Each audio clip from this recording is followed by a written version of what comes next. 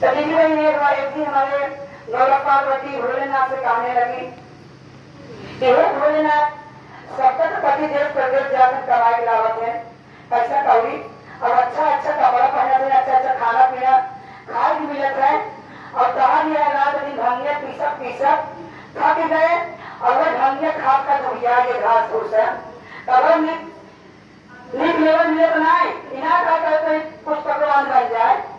आपको जाए कहीं देश प्रदेश कमाए, कहीं दो चार पैसा घरे में आवे, अच्छा से खाए पी जाए। तो भोलेनाथ कहा लगा बताओ जो भी कहाँ जाए कमाए, कहाँ जगह हम जाने इतना चाहे जहाँ जा कमाए, कहाँ बतावा बात तो करो कमाए मान है ये नहीं, कहाँ जाए कमाए, कहाँ चाहे ठीक प्रदेश प्रदेश न जा। तो गोकुल में डर सखा कन्हैया रहा थे और नहीं के पास चला चल के ढेर सारा खेती बा, ढेर सारा खेती बा, वही जाए थोड़ा खेती बाड़ी कर ले। अरे कल खेती बाड़ी करी कल तो रोटी सपोज मिली खाई के जोन को लगेगा बोईबा उस मिली खाई के कहा जा ठीक बा। हमारे भोले बाबा कैलाश छोड़ के और गोकुल नगरी पहुंच गए। तो गोकुल दीदी बहन जब पहुंच गए ना सतीश भगवान बैठे रहे। तब भोलेनाथ कृष्ण भगवान देख के प्रणाम किए और कृष्ण भगवान अपने भोलेनाथ प्रणाम किए। दोनों जने एक दूसरे से हाथ जोड़ के प्रणाम कर रहे हैं। एक दीदी बहन और उनका आराध्य हैं और उनका आराध्य हैं, दोनों जने हाथ जोड़ के दूसरे से प्रणाम किए। दीदी बहन अपने भगवान पूछे लगे भोलेनाथ बताओ कैसे आज गोकुल में आए पड़ा, कहा अरे कृष्ण कन्हैया का बताई, कहा जो बहन है गौरव पार्वती कहा जा कमा कहा जाई कमाए, तो तुम्हारे पास भेजे हैं कहा जा देखा कन्हैया जी के पास ढेर सारा खेती बाड़ी बा, आपन जाओ कुछ जो बोल कर दाना गेहूं हो कुछ छोड़े करी, कहा ठीक बा जात है। लेकिन गौरव पार्वती जब भोले बाबा आवे लगे तो वक्त से बाबू देखे रहे, कहा देखा जात के बाटा खेती बाड़ी करे और अभी खेती बाड़ी करवा तब इतना जाने रहा जौन चीज बोले ना निचवे फसल ली है, निचवे फसल ली है ऊपर वाला फसल फिर भगवान की संदेश दिया, कहा ठीक बा। और भोले बाबा गए खेत और जोते होते मांगे लगे खेत कि भगवान कहे जा देखा उतना मारे तुम्हारे खेते खेत बा चाहे जहाँ जोत बोलिया, कहा ठीक बा कन्हैया एक हमें बैल दे जा। भाई एक बैल भोले बाबा पास रहा नंदी एक बैल ले, कहा ठीक बा एक बैल ले गए खेत और जोते, खेत और जोत के बना लगे और सोचा था कार बोई। अगर कहो भोले बाबा खेती बाड़ी किए रहा तो जनता करे कार बोल जाए कार ना बोल जाए और जब खाली भंगिए का तो बोले हैं एक कुछ बोले ना है। तब दीदी बहन के भगवान आए गए, कहा भोलेनाथ का सोचत रहे बैठ के, कहा कन्हैया सोचत बाती का बोई, कहा हो सोचत का हो गया आलू हो गया भाई आलू हो गया, कहा चला ठीक बा। भोले बाबा आलू बोल दिए और आलू बोल के चले गए कैलाश पे, गए नारायण कैलाश पे बैठे। जब दीदी बहन 2-3 महीने हो गए आलू तैयार हो गए, कहा जाए आलू काटे आई गए आलू काटे और गौरव माता पहले कह रही ऊपर से फसल लिया नीचे फसल गिन लिया। तो दीदी बहन ने आलू फसल हुआ ऊपर खाली आलू गबूत रहा है। भोले बाबा जवान जितने खेते जितने आलू गवा रहा कुल काट काट अपने झोली में भर ले और भरे झोली में और नंदी बना दे और नंदी ला के चढ़ दे आलू की भगवान की हिस्सा में और वही गवा ला दे लेके कैलाश पे। और जब कैलाश दीदी बहन जब पहुंचे तो गौरव माता का बोले रहा कहा आलू कहा आलू कहा बा कहा झोली हमरा। जब गौरव माता खोलत है देखा था कुल आलू का गावा कहा भोलेनाथ तुम्हारा तो अलगू गावा बा कहो तुम कहे रहो ऊपर फसल ले लिया नीचे फसल की भगवान की संदेश दिया और भाई जब कह रहे हम ले आए। कहा जब ठीक बा आपकी दाद जब खेती की है ना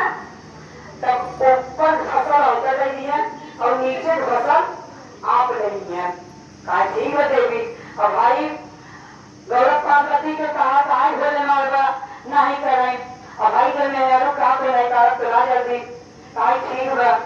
गन भोले बाबा खेत को दोबारा जोते जो तो तैयार किए कारण तो समझ ना आवत रहा तब तक भगवान शिव भगवान पहुंचे कहा तक अरे भोलेनाथ का सोचत है कहा ये सोचत है का होई का सोचत है बजरा बोल जाए भाई बजरा बोल जाए सब चका होता है कहा ठीक हो भाई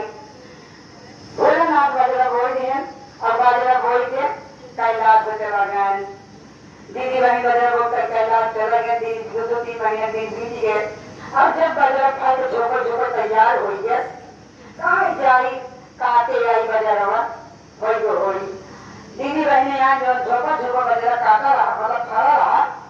वो झोपड़ बजरा काट के बीज भगवान की समझते हैं और जितना डंडा रहा कुल काटे बाद बनाए बोझा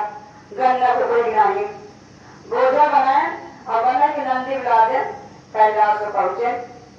जब कैलाश पहुंचे माता गौरा पार्वती बाहर निकला कहीं देखा कहीं कहा कहा भोलेनाथ का बोले रहा कहीं बजरा बोले रहे कहाँ बड़ा बोले रहा कहाँ देखा नंदी को लादे बाकी कहाँ वो बजरा है कि बजरा डंडा है ओका लाए चूड़ी लगाए खाती रोज पुलिस कह रहा हूँ आपके ऊपर फसल कर दिया कि भगवान के निकल पूरा तू आया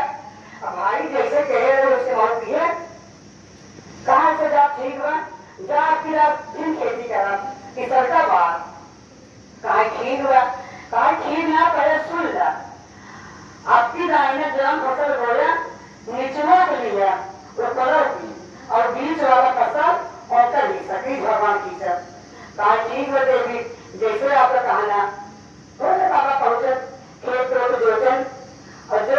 के छोड़कर का वही कमरा भगवान की भगवान की पहुंच गया कन्हैया कारण भोले बाबा का सोचत है कहा सोचत है का वही कहा जाए का सोचत है मक्का बोल गया मक्का से अच्छा काम फसल बा हरियरों खा झोलानों खा कहा ठीक हुआ बोले ना तो मक्का बोल दिए अब मक्का बोल के लगे कैलाश पे दीदी बहन गए कैलाश पे बैठे समाधि लगाए उसके बाद जब मक्का तैयार हो गया कहाँ जाई मक्का तैयार हो गए काटे आई